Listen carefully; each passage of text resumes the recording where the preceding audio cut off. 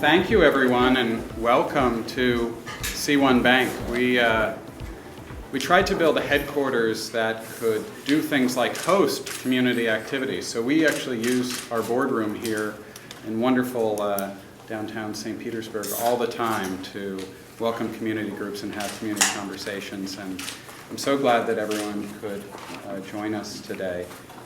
I founded this bank 5.5 years ago with the idea that we could build an amazing bank that puts our clients first and our community first. And one of the ways we did that was by being the first bank in the country to introduce a living wage.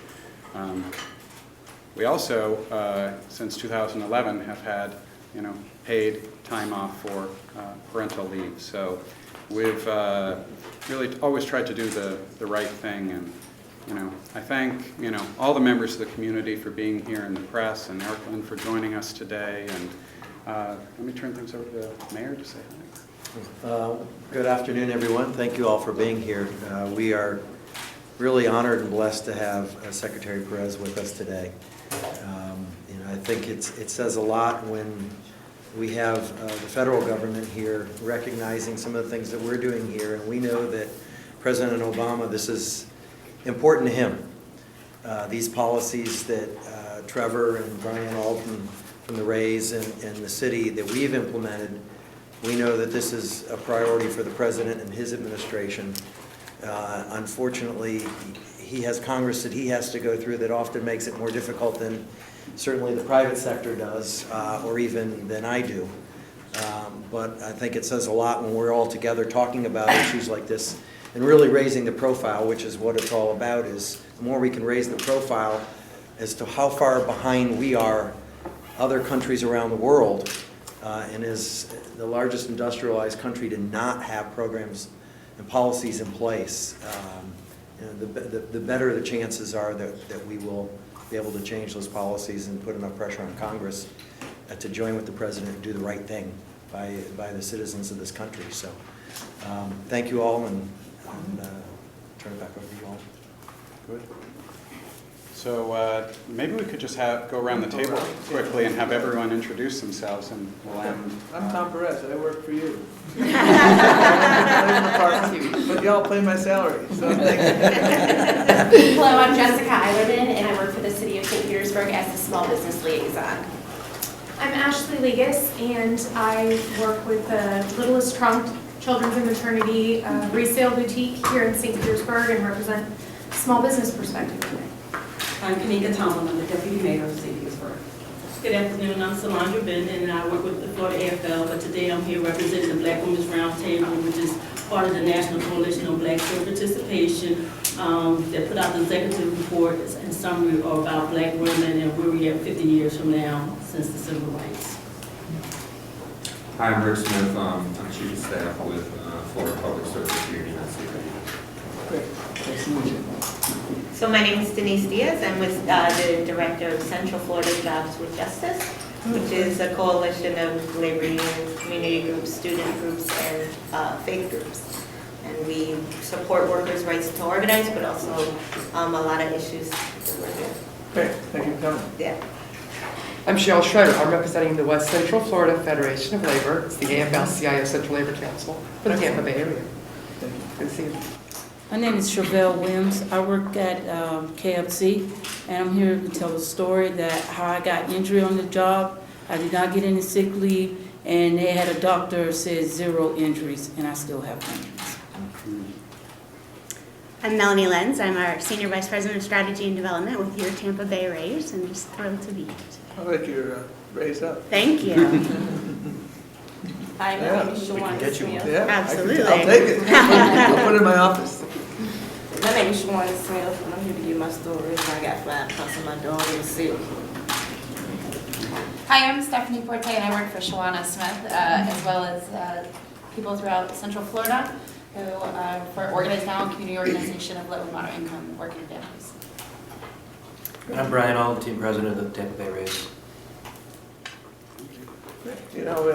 If anyone asks you, what did you do today, when you go home, sometimes I have 3 kids, sometimes my 13-year-old will ask, what did you do today? If anyone asks you, you said, I was helping to build a movement. because that's what you're all here today. It's a movement about fairness.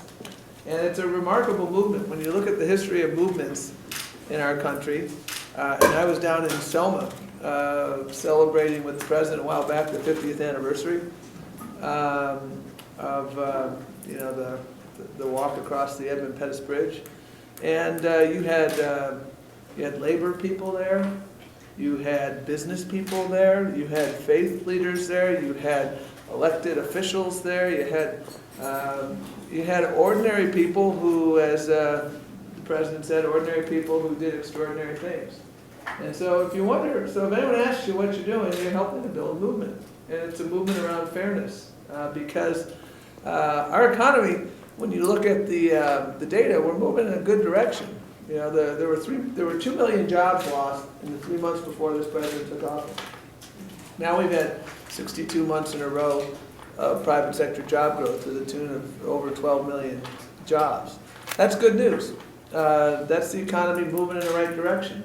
And we just walked into a training room there, and you are part of the economic growth, Trevor, and I appreciate that. We also know that there's a lot of unfinished business. And I have the privilege in my job of traveling around the country and talking to folks about what keeps them up at night. Talking to businesses about how do we continue the momentum. Talking to mayors about, what do you hear? Because, local government I used to be in, and, I have profound respect for your mayor because that's where the rubber hits the road. You can't afford to be ideological when you work in local government. You got to get things done.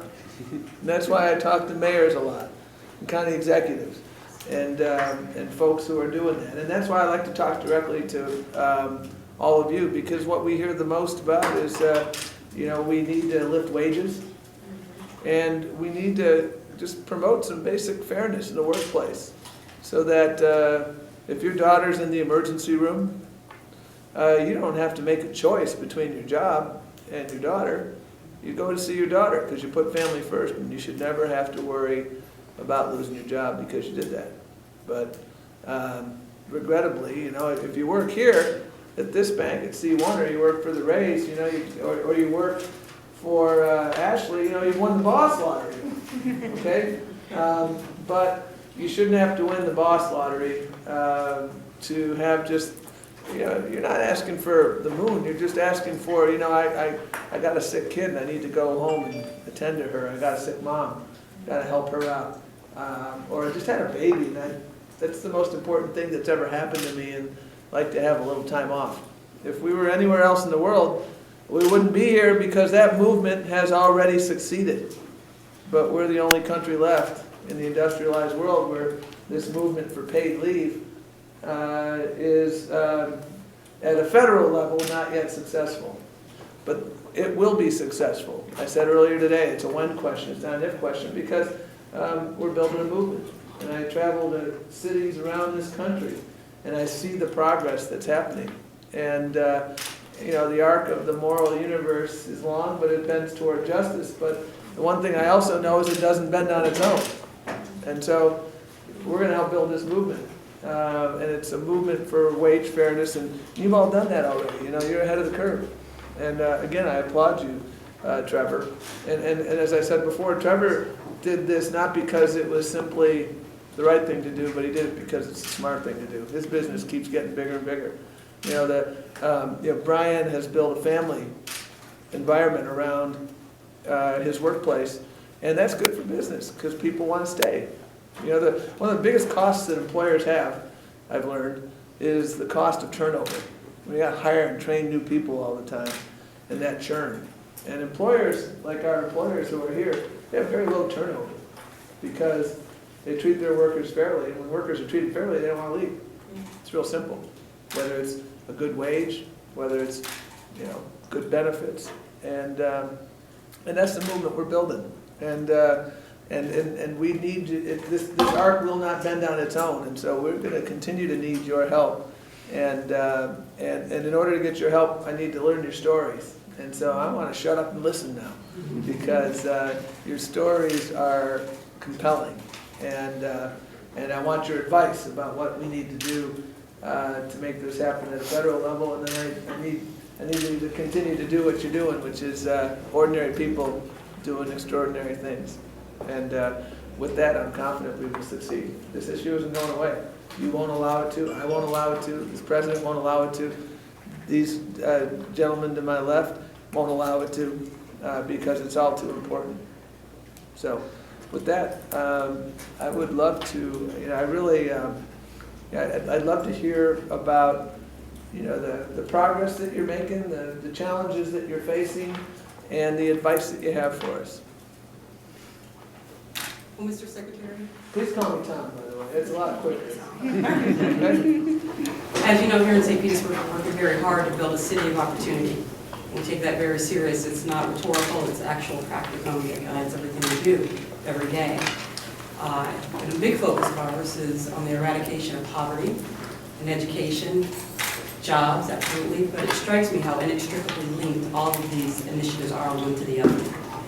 And we found that we will not reach our goal of building opportunity without absolutely paying attention to employment issues like this, like wage theft, like minimum wage. And we also found that they're often impacting the lives of the same people in the same vulnerable population.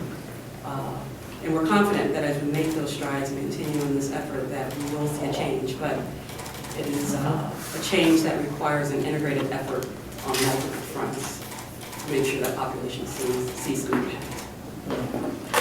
Amen. Thank you. Shawana, I've read about your story, but I'd love to hear directly from you if I could. Okay. My name is Shawana Smith. Thank you for coming. You're welcome. I started working at a local nursery 4 years ago. I started out as a seasoner, and then someone wanted me to work with them in growing, and so I moved to that department. Everything was going well. There was no issues that I knew about. The past March, we was getting ready for our busy season. And I'm at work, and I got a phone call from the manager from McDonald's saying that my daughter had collapsed at work and they had to rush her to the emergency room. I happened to be standing by my supervisor when I got the phone call, and when I told her what happened, she told me to leave immediately. So I did. I got a doctor note from the ER and gave it to my supervisor first thing the next morning when I got to work. She accepted my note and said nothing about it. I worked all the way up until lunch, about 4 hours later, when I was called over to my supervisor's office, who then began to tell me that I was letting your work slide for a while, none of which have ever been brought to my attention. When she went on to say that when we needed you getting ready for a busy season, you left, even though she was the same person who encouraged me to go the day before. In the 4 years I worked there, I had never had a bad review or told my work was lacking. The first time I had heard about these issues was the day after I had to leave to attend my daughter in an emergency. I was terminated effectively immediately. After being terminated, I couldn't find no job right away. I stayed upset and worried how I'm going to pay my bills. I'm behind on my rent and light bill. I have here a part-time job right now working at the car auction. It's still a struggle for me because every paycheck I get, I have to put it together to pay my bills or make ends meet, and I'm still behind my bills. I went from making $1,600 a month to less than $500, all because my daughter got sick. I'm a hard worker, but my families come first. It's time for businesses to support working families that support business. And my daughter, she's 30, have 3 kids, and she had lupus. How's she doing? She has her good days and she has her bad days. Hot weather sometimes doesn't help lupus. There's no hot weather here, at least. Thank you for sharing your story. Thank you. I know from a business perspective that the right thing is to do the right thing. And if you treat your employees the right way, good things are going to happen to you. You talked about it being enlightened self-interest, and I really agree with that. This is we came to have family leave at, paid family leave at C1 Bank because one of our branch managers, when we only had 6 branches, had a heart attack. And we had long-term disability, but hadn't kicked in yet. So the question came to me, what should we do? And I said, we should just pay him, right? Didn't matter that his vacation was up, right? He's been a great worker for us. Let's just pay him.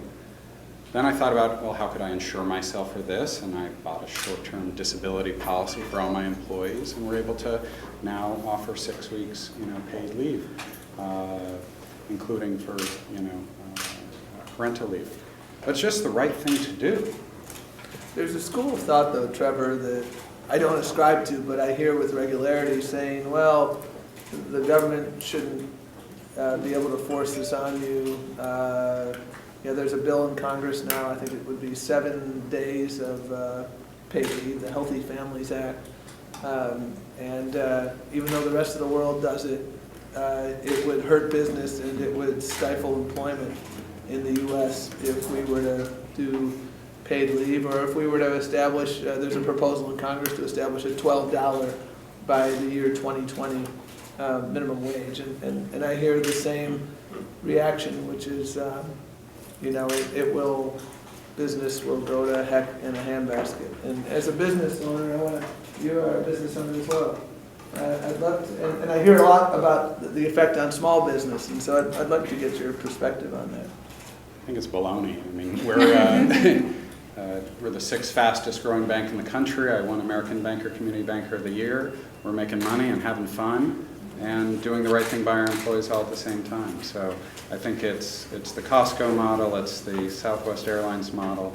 It's you can do the right thing by your people and be a high-performing business. Well, I guess I should clarify. We are a new small business that grew from a layoff. I was laid off the week before my son was born, about a year ago. And my sister and I got together, and through the support of this city and their partnership with the local chamber at the CP Greenhouse, we went through the Entrepreneurial Academy and started, we opened our doors 5 weeks after my son was born. So he now goes to work with me 6 days a week. Wow. And a totally new career. Other than that, not a lot of change, right? Right. I went from being a lawyer to, having a retail boutique. So it was a very different experience, but it was one in which the traditional models weren't working for me, and so it was a matter of taking an entrepreneurial route and making business that makes sense for family. And so far we're very small, and it's just the 2 of us. But I completely agree with what Trevor's saying, that having policies like that are smart for business. It's just the right thing to do, and people will reward your business for it. Have you seen that? I mean, can you sort of measure that in at least some tangible example? Because Ashley just said you will get rewarded when people see that you're doing the smart thing and the right thing. Well, we've been rewarded in 2 ways. One is that dozens and dozens, if not hundreds of new customers joined us because we did the right thing and instituted a living wage. Some people bringing millions of dollars on deposit specifically because of our living wage. They told us this is the reason. They wanted to bank with a bank that was doing the right thing by their community, which is doing the right thing by your employees. The other thing is, there's a woman who works for me, one of my most senior client managers, most senior lenders, and this is somebody who does really, really well, makes a lot of money, very high paid employee. She was not affected by the living wage change. But she came to me in tears because she was so proud to work for an organization that was doing the right thing by everybody, right? So talk about loyalty, the ability to have low turnover and a workforce that's excited to come to work. It has really benefited us way beyond the very clear benefits of taking somebody who's making $23,000 a year and now they're making $30,000 a year. I want to talk about a life change for somebody, do that overnight. I did it on April Fool's Day. I didn't realize. A lot of people thought that was a joke. But I'm curious, why did y'all do that? Because you didn't have to.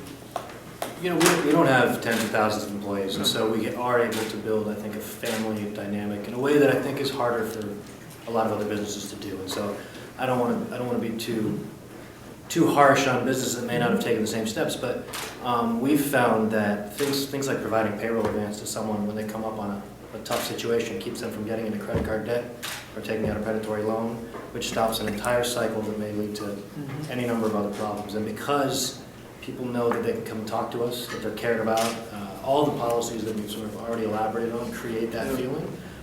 It just provides a major safety net. And we are thrilled to be able to do that as a Tampa Bay Rays. But, you know, importantly, and in your job, I think, is we need legislation on this, because I don't know, you mentioned KFC. Yes. I don't know if the same enlightened self-interest principles necessarily apply to every business in the world, but they have to apply to every American. And we've got to make sure that we don't make it impossible for a fast food chain, let's say, to establish these principles and try to compete in a way, you know, without all the other companies having to do it as well. For us, it works. It's great.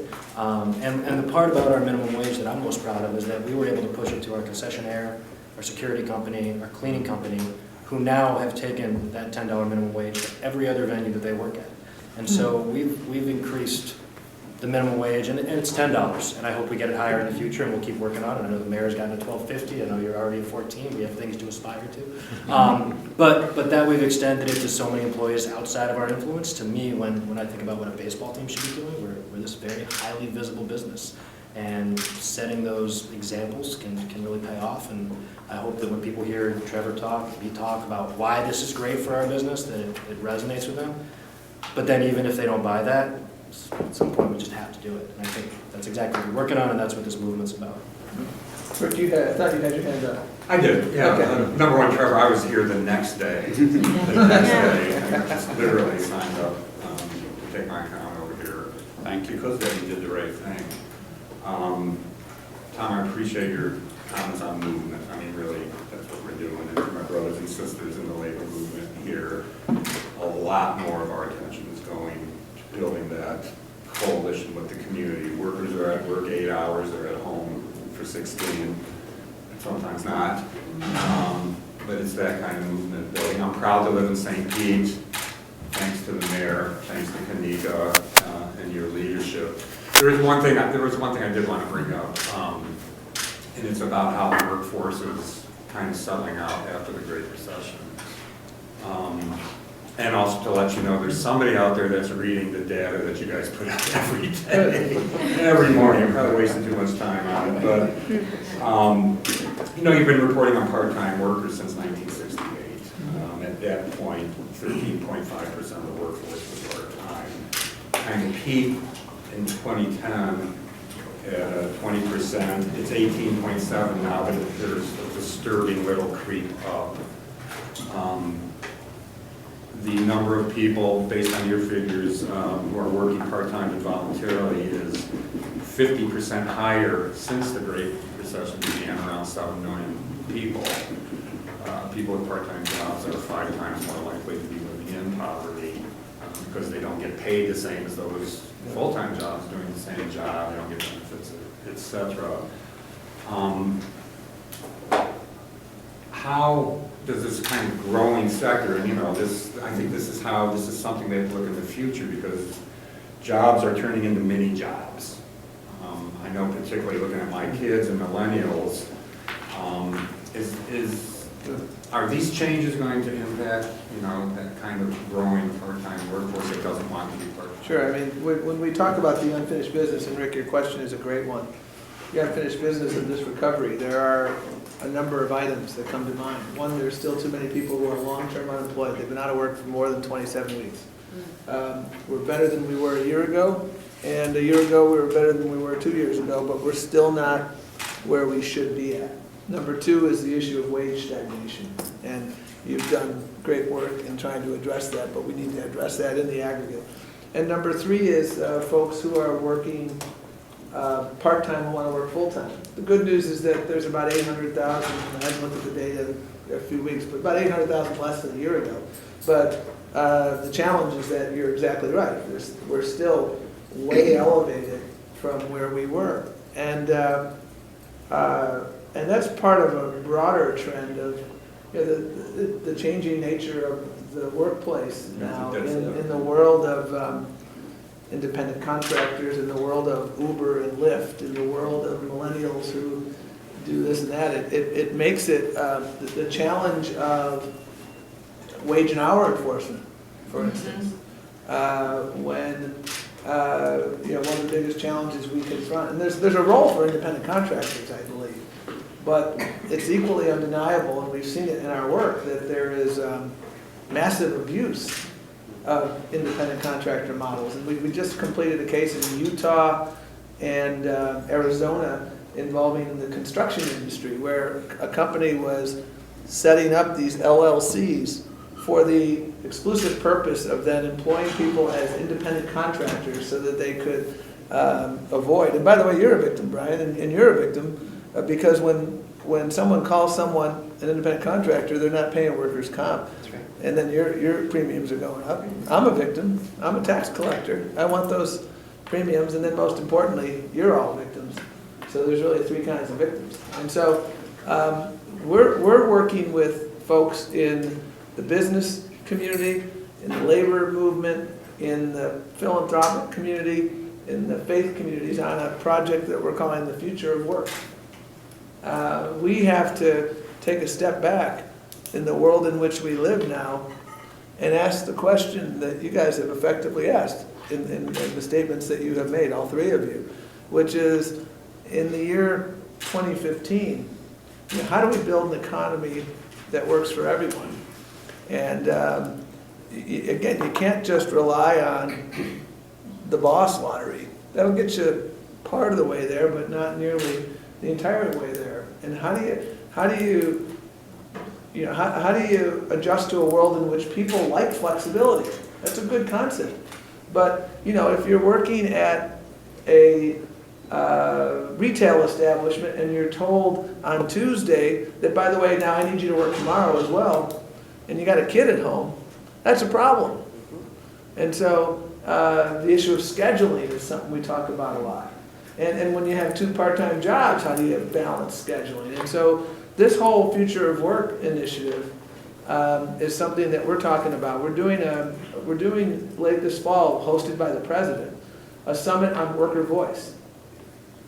And that summit is intended to get at, you know, how do we make sure, as we work to build a society of shared prosperity, how do we make sure that workers continue to have a meaningful voice?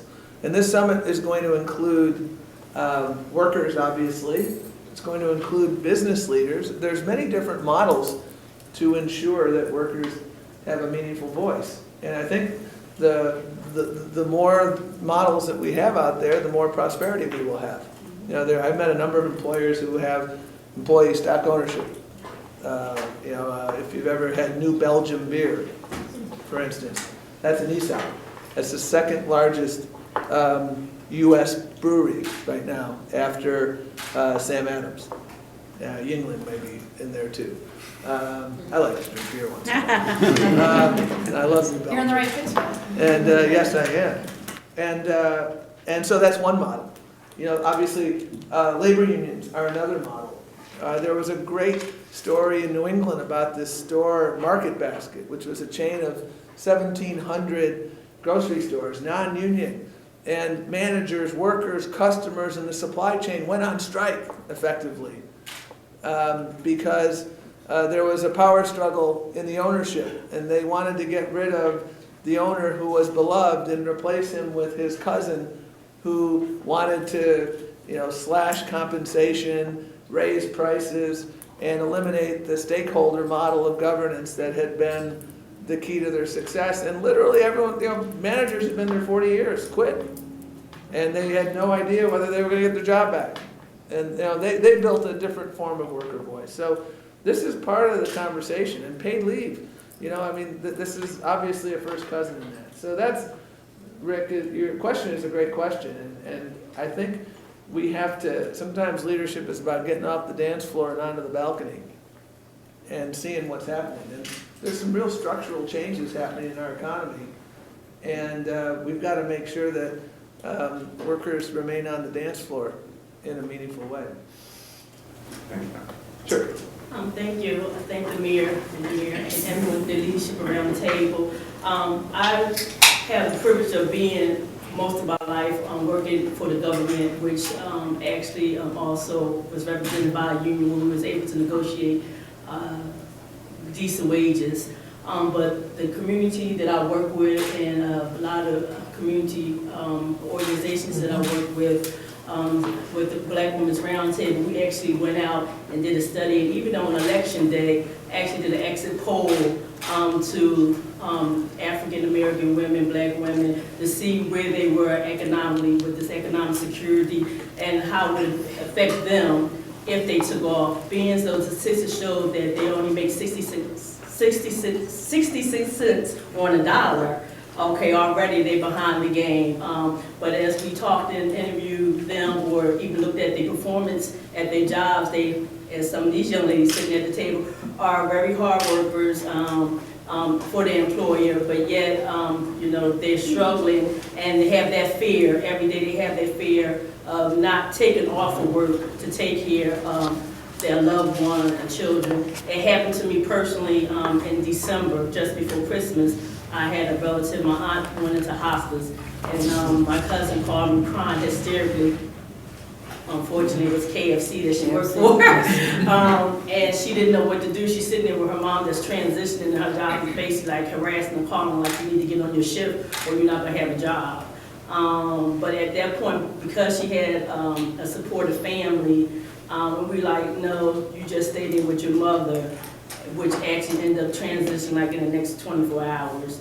But that was stressful for not only her, but for the whole family, because you get ready to lose something that's very important to you as a mother, and your employee don't have no sensitivity, but yet they say, oh, she's a great worker, but when it came to when they needed, she needed them to be supportive, they, their manager was not supportive. So what we, so as we move into the community, right now we are doing economic, what we call economic security tables, and having forums across the state of Florida in different labor and union halls as partners, Jobs for Justice as a partner, and just going, having a place where they can actually come and tell their stories and actually feel some kind of sense of support and how do they move forward.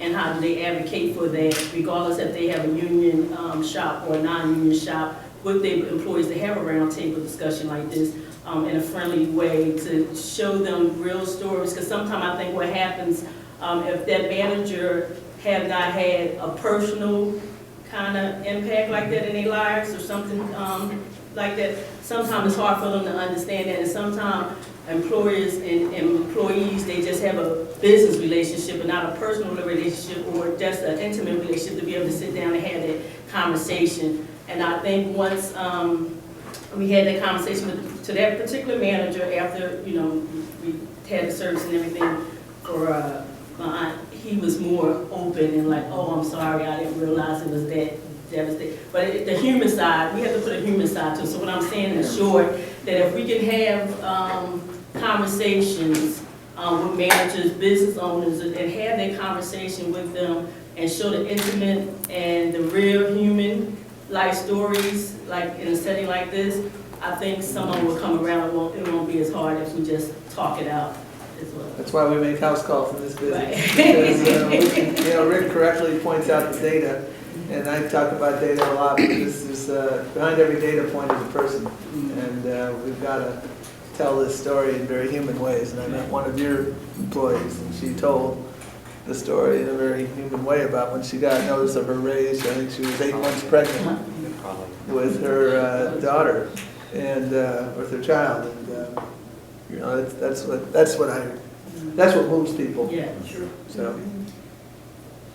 Sure, Val. I know you've, I appreciate your coming here. Yes, I appreciate it. Thank you very much for inviting me here. Also, I like to say, since I got injured on that job, I've been working that job for 2 years, and I tried to at least get some unemployment to help. The rule is changed, and it's very strict that I have to wait almost another year in order to draw so much unemployment.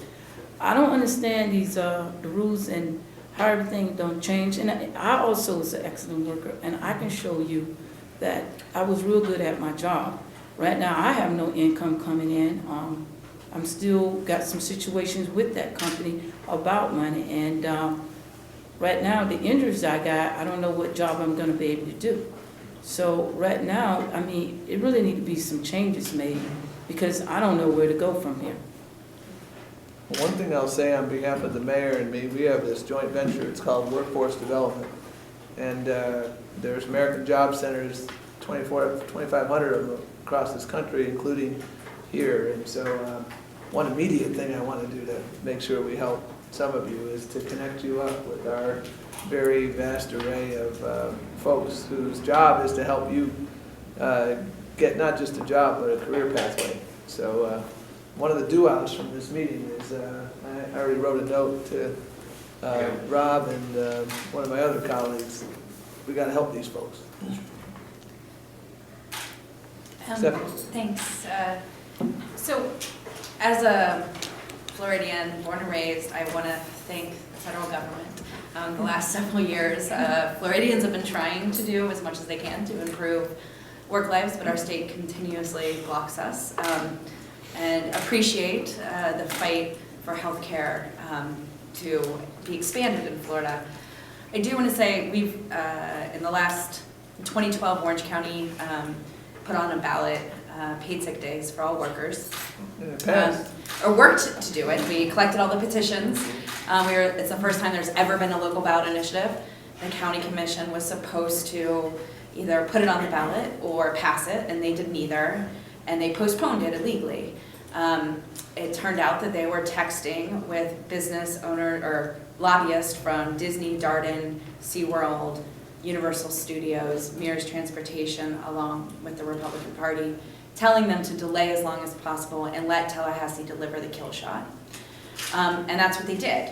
And in 2013, the state passed a law to make it illegal for our communities to have paid sick day policies. Florida has one of the highest in the nation. We're at 47% of workers do not have access to one single paid sick day. And that's a lot of the same industries that we're telling our county commission to break the law. We're the ones who do not provide it and cause us to have such a large percentage of people. I think the average nationally is around 36%. And so in 2014, we actually finally got to vote on this, and it passed in an August election by 64%. Of course, it can't be implemented.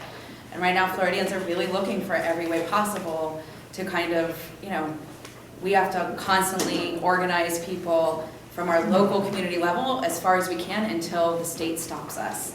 And we're kind of stuck in this, do we have a great mayor? Can we get him to pass something? And I know you've run into this, and then the state makes it illegal for you to do that, right?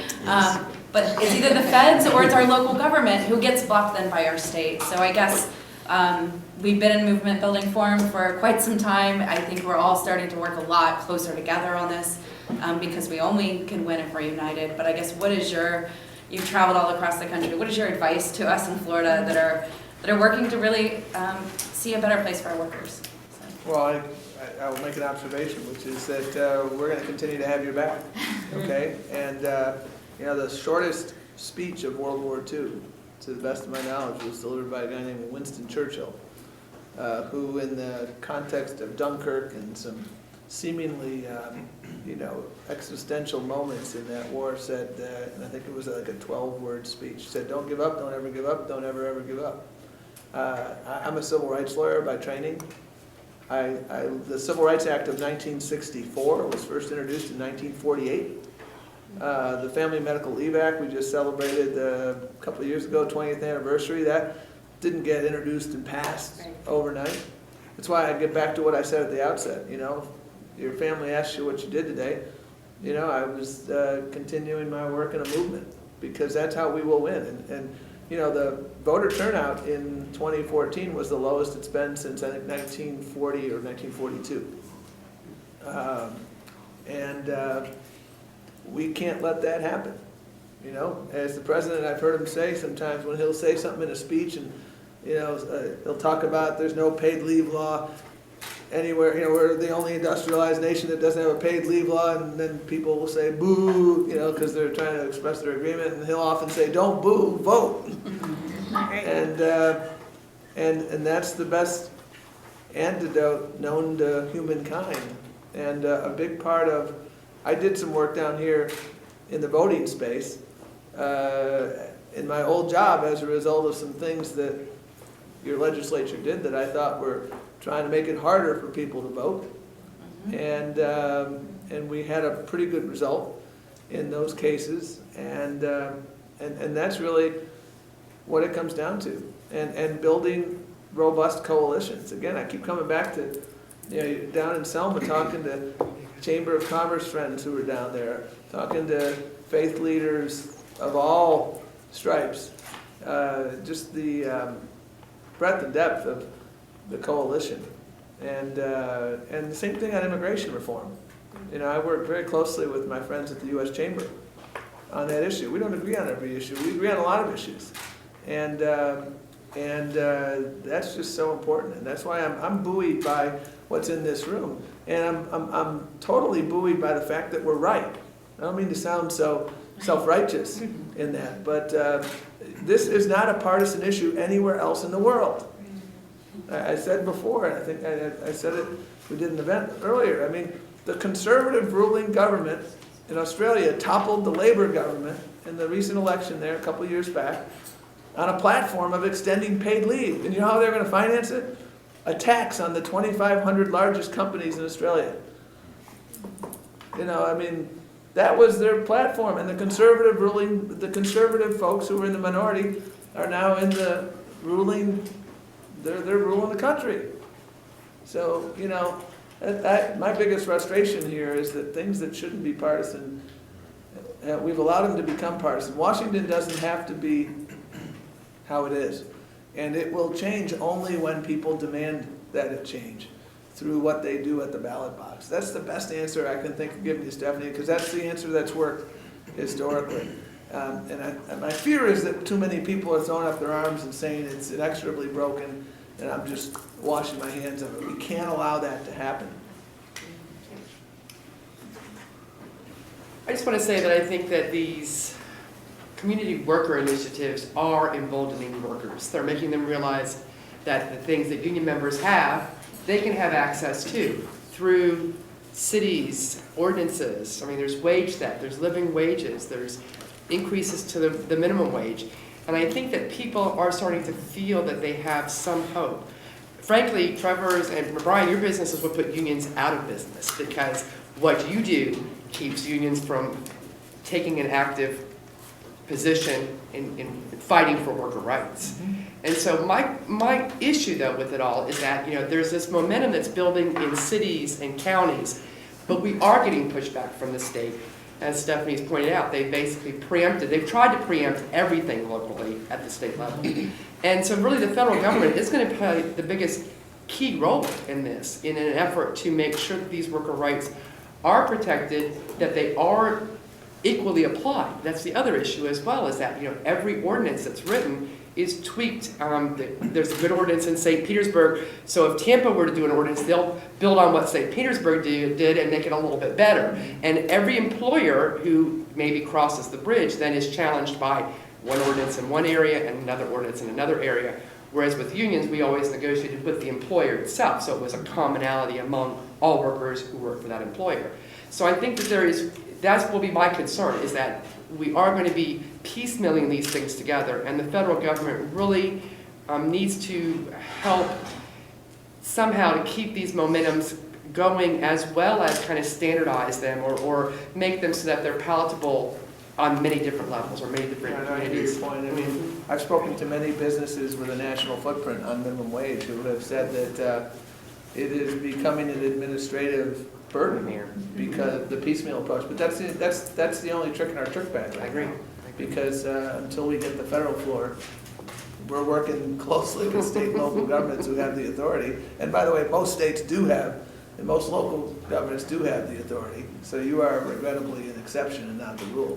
You are fortunately. I think it's because of us doing this, yes. Although there's more and more states that are trying to replicate what you're doing. So I get it, and it's, you know, if you have a national footprint, you've got to understand, in this city I got to do this, in this city I got to do that, and that's one of the arguments I make to my friends in the business community about why you actually ought to support the Take the high road to begin with. $12 federal floor. So I apologize for having to bring this to an end. I've learned so much, though, and I very much appreciate your time and advocacy. And as I said to Stephanie, we're going to continue these efforts. This is not a fly-in, fly-out kind of thing. We're in it for the long haul. And we have a good footprint here of folks who will help you out. And we're going to make sure we follow up with you to help you and work together. And Mayor, thanks for your leadership. Brian, Trevor, and others, and all of you, thank you for everything you've done. Thank you for hosting us, too. Thank you.